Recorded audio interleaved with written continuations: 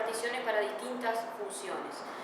Vamos a mirar en algunos archivos de GeoGebra sumas inferiores y superiores para funciones continuas y particiones homogéneas, y vamos a generar un par de ejemplos con funciones que no necesariamente alcancen el máximo o el mínimo en todos los intervalos de la partición.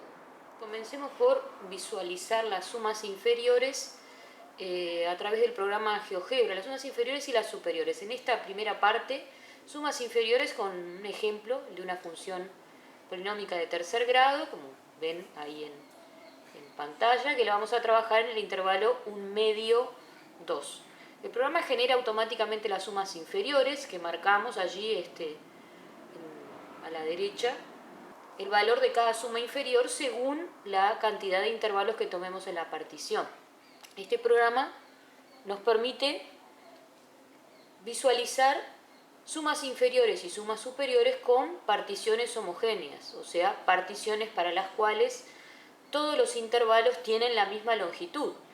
En el caso sería el intervalo 1 medio 2 partido en intervalos de longitud 1,5 dividido la cantidad de intervalos que uno quiere. Y entonces el programa nos permite visualizar de una manera bastante eficaz las sumas inferiores como la suma de las áreas de los rectángulos de altura el extremo inferior en el intervalo correspondiente y de base la longitud del intervalo.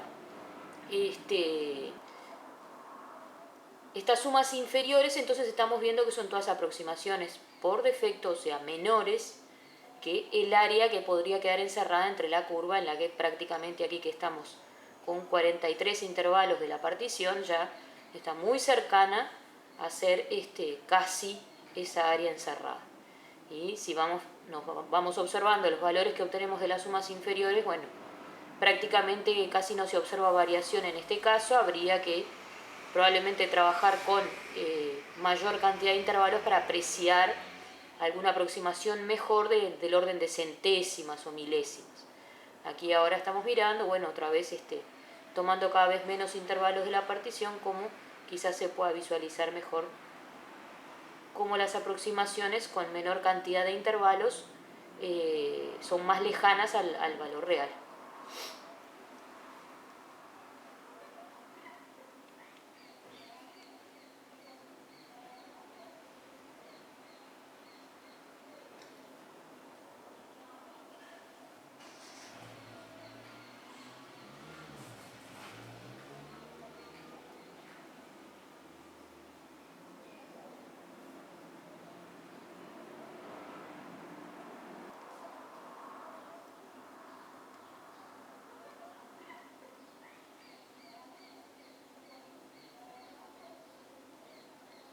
Veamos ahora para la misma función polinómica de tercer grado para la que estuvimos observando las sumas inferiores en el intervalo 1 medio 2, ahora las sumas superiores, las cuales usamos un deslizador que nos permitirá ir variando la cantidad de intervalos de la partición.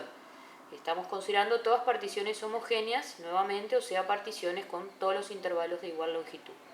Aquí observamos que las sumas superiores, representadas visualmente como la suma de las áreas de los rectángulos cuya altura mide el extremo superior de la función en el intervalo y cuya base mide la longitud del intervalo, en este caso son todas aproximaciones por exceso al área bajo la curva. O sea, si el objetivo es tratar de tener una idea de la medida de ese área encerrada entre el eje de las abscisas, la curva, y las rectas, en este caso de ecuación x igual 1 medio y x igual 2, todos los valores que obtenemos en este caso son mayores que eso, que esa área. Y aquí lo podemos apreciar, sobre todo en los casos con los intervalos, con la menor cantidad de intervalos, podemos apreciar que nos van sobrando pedacitos de esos rectángulos más allá del área de la curva que queremos aproximar. Entonces estamos obteniendo aproximaciones por exceso. Al igual que con las sumas inferiores, si observan el valor de la suma superior que se va cambiando para los distintos intervalos de la partición, en este caso ya cuando tenemos 40 y pico de intervalos, no está variando sensiblemente, pero si lo dejamos correr de vuelta hacia valores menores van a apreciar la variación de las sumas superiores, que a menor cantidad de intervalos nos van dando mayores aparentemente para esta situación, para esta función y para esta situación de las particiones homogéneas. En los siguientes ejemplos que trabajaremos, trataremos de visualizar qué sucede si las particiones no son homogéneas, si la función no es continua. Veremos distintas situaciones de cómo trabajamos con este problema de ir calculando las sumas inferiores, las sumas superiores y tratar de conjeturar qué relación hay entre las distintas sumas inferiores y las distintas sumas superiores para una misma función en un mismo intervalo.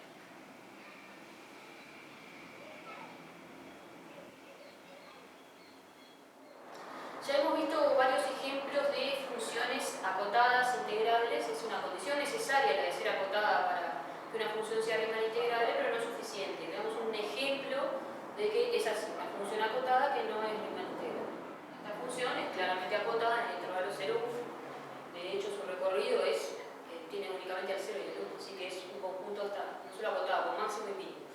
Habíamos dicho entonces, vamos a tratar de mostrar que esta función no es Riemann integrable. Para eso, observemos que en cualquier intervalo de cualquier partición que consideremos, el ínfimo va a ser 0 y el supremo va a ser 1, pues en cualquier intervalo hay racionales e irracionales.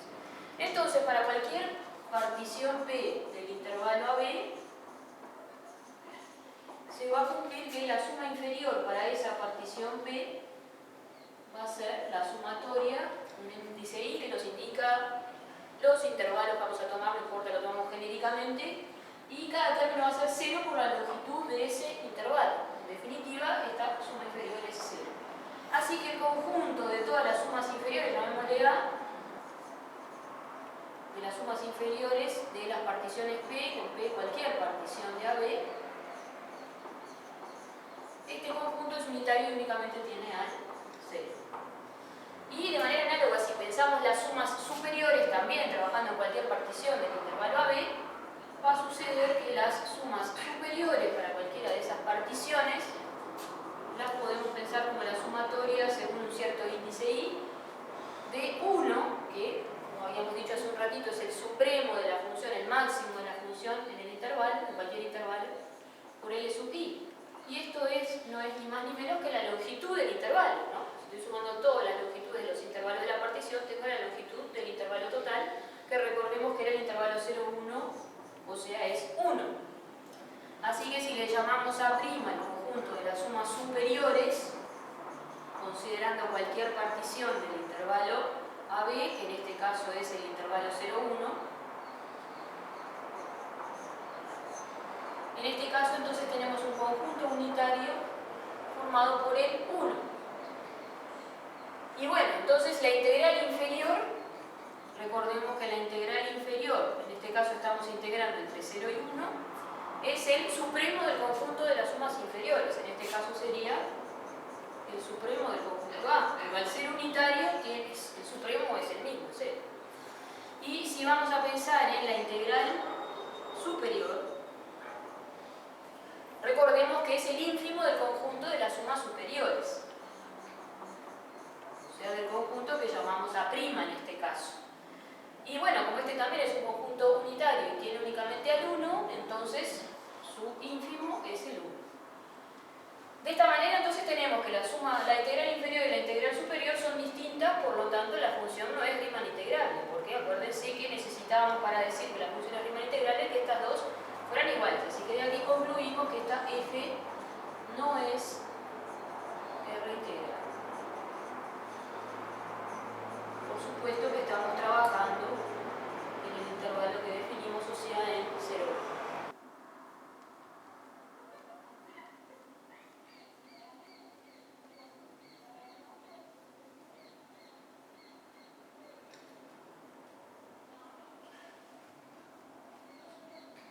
Vamos a mirar en este ejemplo bastante sencillito de una función definida en AB, una función polinómica de grado 1 definida en AB, y lo que quiero que veamos es cómo cambian las sumas inferiores al ir agregando puntos a las particiones. En vez de tomar particiones cualquiera, vamos a pensarlo, a restringirnos a pensar una cierta partición y agregarle un punto más. Y miremos qué pasa con las sumas inferiores.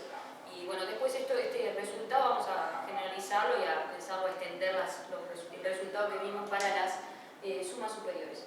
Una partición cualquiera, no importa, puntos cualquiera que tomo por acá, no me interesa. En este caso es muy sencilla, para cualquier intervalo de esta partición, el ínfimo de la función es la imagen del elemento menor del intervalo, ¿no? Pues una función estrictamente creciente, no tenemos mayor misterio. Entonces tenemos la suma inferior según esta partición. Ahora, vamos a observar qué sucede si nada más le agrego un punto a esta misma partición. Por ejemplo, un punto que esté en este intervalo, un punto cualquiera por acá. P.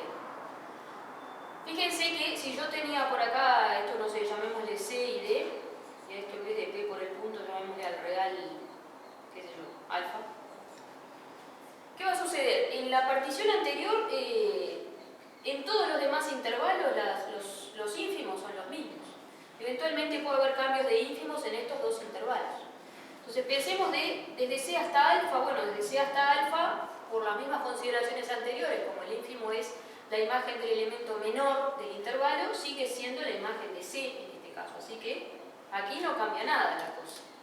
En el intervalo C alfa me queda esa área que yo tenía. Pero ¿qué sucede cuando voy al intervalo alfa D? Alfa D. Bueno, el intervalo alfa D, por las mismas consideraciones de hoy, ahora el mínimo e ínfimo va a ser la imagen de alfa, pero esta imagen de alfa es mayor. Por lo tanto, al área que yo tenía del rectángulo le estoy sumando esa área que puse por ahí de ese rectángulo. Quiere decir que la suma inferior nueva que voy a tener va a ser la suma de todas las áreas de los rectángulos verdes que ya tenía, más ese rectangulito rojo que marqué ahí. En este caso, entonces, al agregar un punto, obtuve una suma inferior mayor. Les dejo para ustedes que piensen ejemplos y situaciones en las que al agregar más puntos las sumas inferiores no cambien, sean iguales. Piensen si puede pasar que las sumas inferiores den menores. Y también entonces traten de hacer una justificación de eso. ¿Qué pasa con las sumas inferiores a medida que uno va aumentando puntos en la partición? ¿Hay alguna regla que podamos pensar? Si no salen,